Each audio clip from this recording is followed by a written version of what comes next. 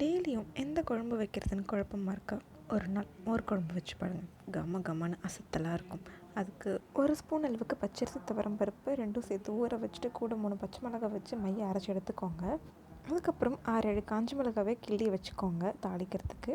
இப்போ ஒரு கடாயில் எண்ணெய் விட்டு கடுகு, உளுத்தம்பருப்பு, ஜீரகம் போட்டு இது 3ம் பொரிஞ்சதும் கூடவே காஞ்ச மிளகாய், வெங்காயம், கருவேப்பிலை இது எல்லாத்தையும் வதக்கிக்கோங்க. அதுக்கப்புறம் இடித்து வச்ச இஞ்சி இது நல்லா வதங்கினதும் குட்டி குட்டியாக நறுக்குன்னு தக்காளி ஆட் பண்ணி அதையும் சேர்த்து வதக்கி எடுத்துக்கோங்க.